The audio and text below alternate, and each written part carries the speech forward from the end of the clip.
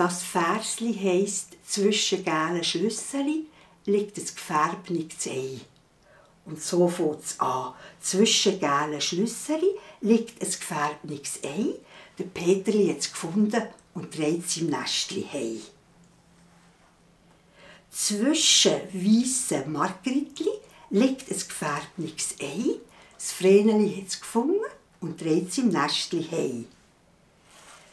Zwischen gelben Osterglocken liegt ein gefärbetes Ei. Der Maxli hat es gefunden und trägt es im Nestli heim.